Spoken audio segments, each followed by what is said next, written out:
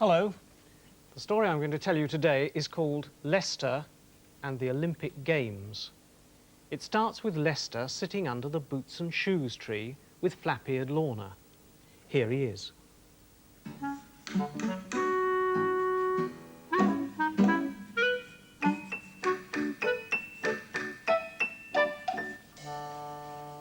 And here's Lorna.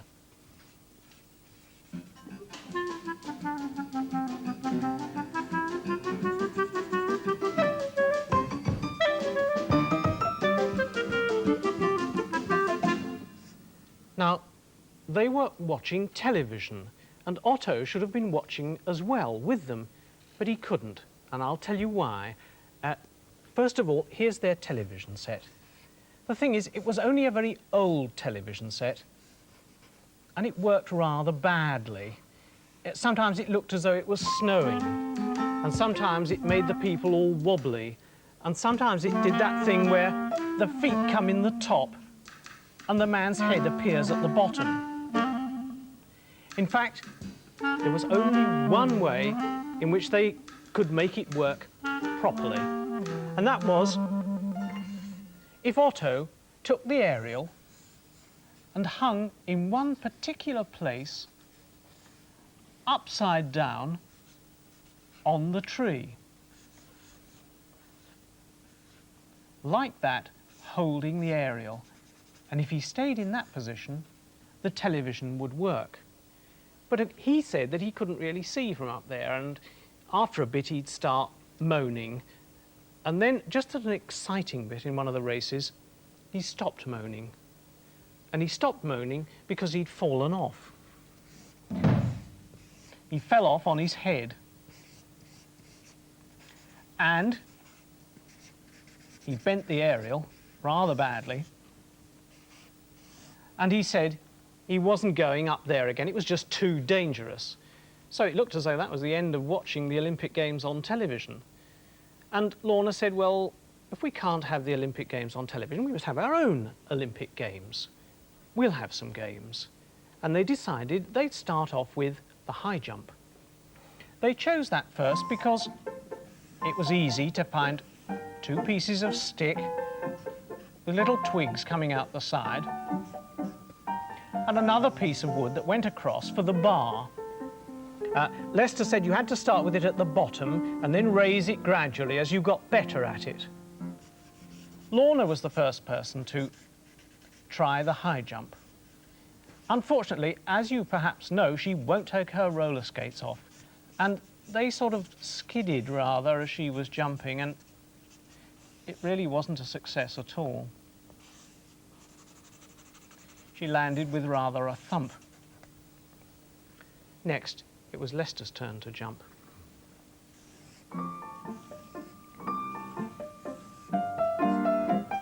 He did do rather better, I think. He jumped right over,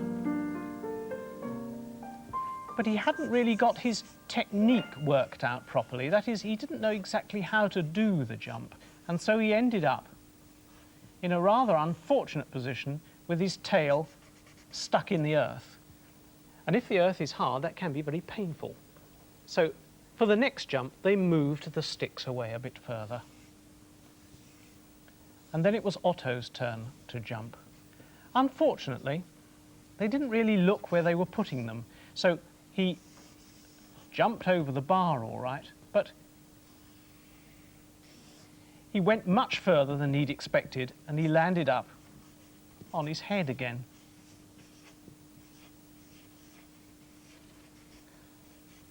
After that, they decided they didn't want any more high jumps because it was too painful and too dangerous. But Otto said, well, he had jumped the furthest of anybody, and so he said they ought to call it the low jump. And so they decided they would, and they got some cardboard boxes, and they piled them up, and they put 1, 2, 3, and they declared Otto the winner of the low jump. And he was pleased about that because it did make up a little bit for having bumped his head. After that, they wondered what game they could have next. A nice, simple, easy sort of a game. And while they were thinking about that, someone came along It was this person. It was a very frail old lady, and her name is Mrs. Golightly.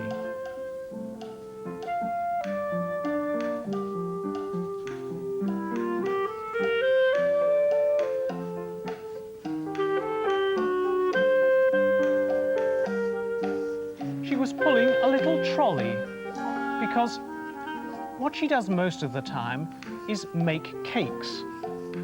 And on her little trolley, she'd got some cakes. When Lorna saw those, she said, I know what we can do. We can have guessing the weight of the cake. I did that once at a party. And so they borrowed one of the cakes and they started guessing the weight of the cake. Lester was the first to try. Here he is, trying to lift the cake.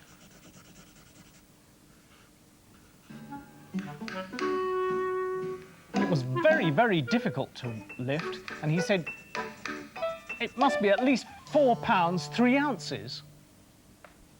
And then Otto had a try. He didn't do much better.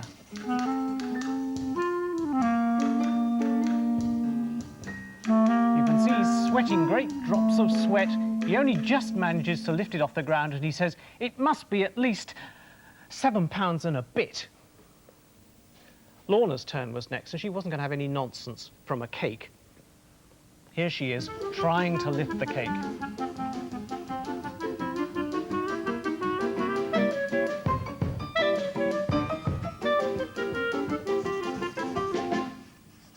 Well, after a bit she got fed up with it and she said, oh, it must be at least 100 pounds. And she gave a very hard, fierce, Lorna-type tug, and it shot right up in the air into the boots and shoes tree and disappeared among the boots and shoes, and it knocked down a few Wellingtons, and it clattered through the branches and came falling down the other side. Here's the cake falling out of the boots and shoes tree. But as it fell down the other side, Mrs. Golightly was there, and she caught it very neatly in her hand, like this, because she's used to dealing with cakes, and she said, each of my cakes weighs 100 weight precisely. So, although none of them had got the weight right, they decided that Lorna was the nearest. And so they got their cardboard boxes and they piled them up and they marked them 1, 2, 3, and Lorna was declared winner of guessing the weight of the cake and throwing it into the air.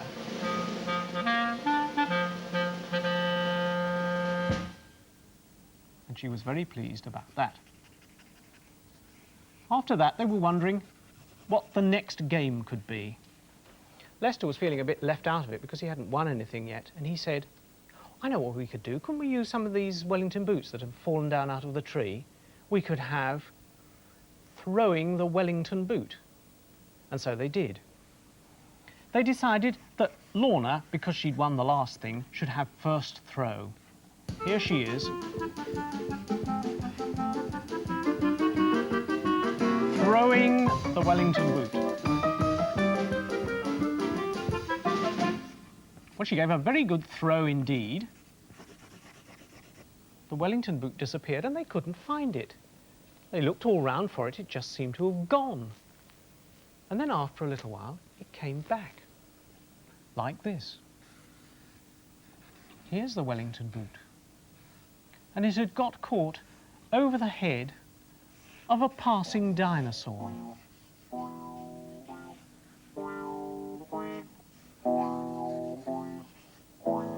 Poor thing, it couldn't tell where it was going. It was completely lost.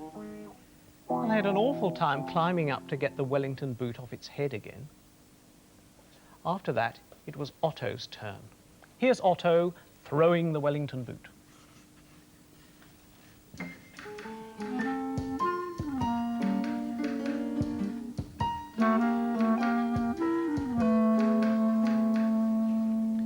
Well, he threw one, and it disappeared. So they said, well, we've had this trouble before, you better try throwing another one. So Otto threw another Wellington boot. They couldn't find that either. In fact, in the end, he threw several, and they couldn't find any of them. And it seemed a complete mystery until this person came along.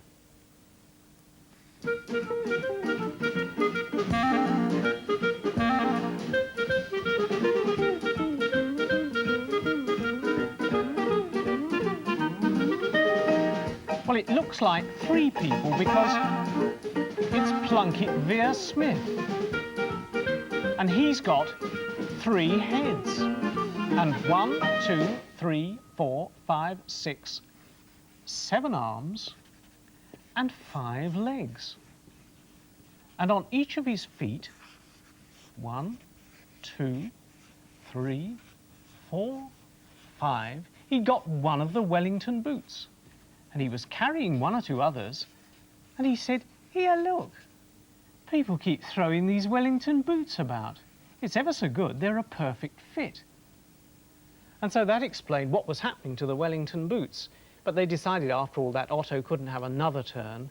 It'd be time for Lester to do something. So here's Lester. Here he is, throwing the Wellington boot. He's really determined to do something good this time. He gives it a really good throw. That's what he looks like, throwing the Wellington boot. And here he is, after he's thrown the Wellington boot.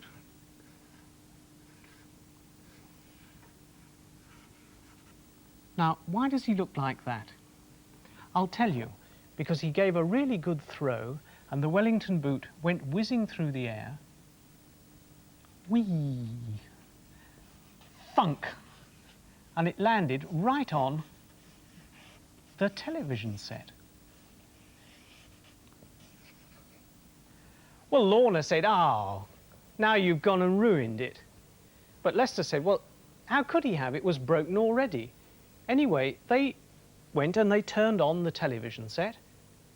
And the extraordinary thing was, it worked perfectly. That was just what it needed, a good hit with a Wellington boot. And so they got their cardboard boxes and they piled them up like this, 1, 2, 3, and they declared Lester winner of the throwing the Wellington boot and repairing the television set.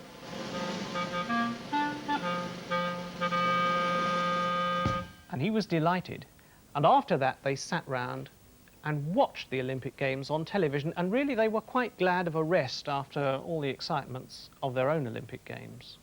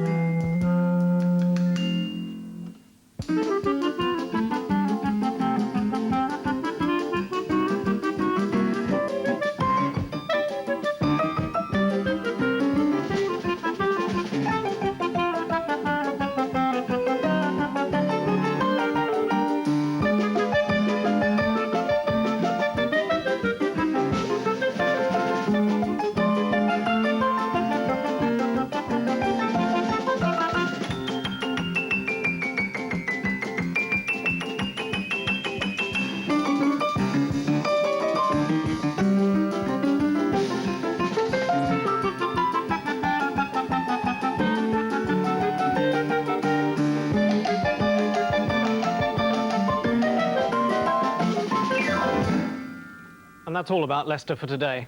Goodbye.